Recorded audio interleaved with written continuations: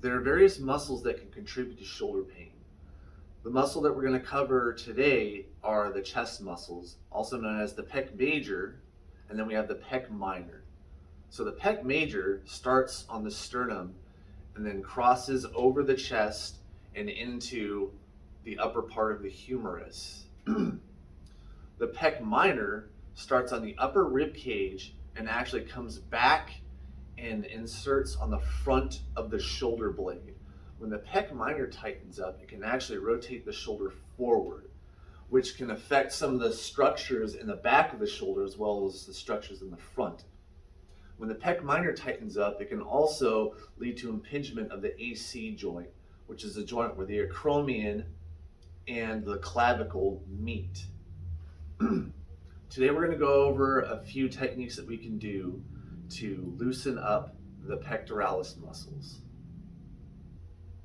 The first muscle that we'll focus on loosening up is the pec major muscle. So we'll start off with a lacrosse ball, and then we're going to start along the sternum. And what we're doing is we're looking for any spots that are tender to the touch or any areas that feel tight. So what I'm going to do is when I find a tight spot, I'm going to do some simple back and forth motion and up and down motion, trying to free up that tighter, tender area. I'm putting enough pressure on here to keep my discomfort level at about a 3 to a 4 out of 10. I'm making sure to breathe in through the nose, out through the mouth, because that's going to facilitate earlier release of the tissue as I do this. And then once I feel like it's released, or once I've hit about 30 to 60 seconds of doing this, I'm going to move on to the next spot. I'm also going to come underneath the collarbone, and I'm going to search for areas underneath there, performing the same technique as I do that.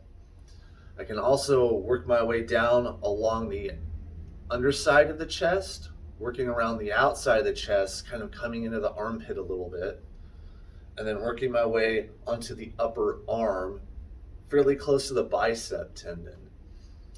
And again, I'm just looking for areas that are uncomfortable or that feel tight, and I'm spending anywhere from 30 to 60 seconds there. You can even work your way up to about 2 minutes. Once I'm done releasing the pec major, I'm going to move to the pec minor. So to find the pec minor, I'm going to find my collarbone and I'm going to go all the way to the tip. And then what I'm going to do is I'm going to come back a little bit until I kind of find that little notch where the collarbone kind of meets the shoulder. So there's a little divot in here. So I'm going to go over to the divot. I'm going to work my way down until I find a bony spot that sticks out. And it's going to be really tender in this area. This is the pec minor. Once we find this spot, I'm going to take the lacrosse ball and I'm going to find a wall or even a doorway, which will work even better, and I'm going to apply pressure there. So and I'll switch sides so you can better see what I'm doing. So what I'm going to do, when I have the ball and I found the spot, I'm going to place that arm on the same side that I'm working on in the small of my back. And then while I'm holding the pressure there, I'm not moving at all, I'm going to chicken wing the arm back. And I can kind of pivot my body so that way I'm maintaining pressure over the pec minor. And I'm going to do this for 2 minutes to get an adequate release of the pec minor. Now that the pec major and minor are released, we're going to provide a stretch to both. We'll start off by stretching the pec minor.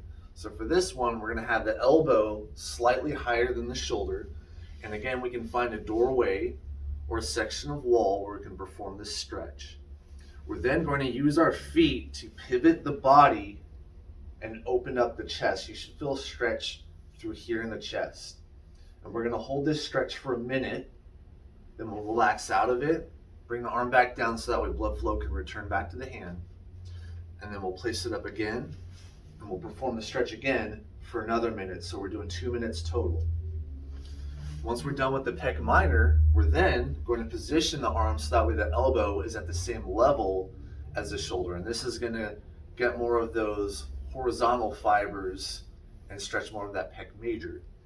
And again, the motion's the same. We're using the feet to pivot the body away, and then that's going to open up that chest. Again, we're going to start off with 1 minute, relax out of it, and then we're going to go back into the stretch for another minute.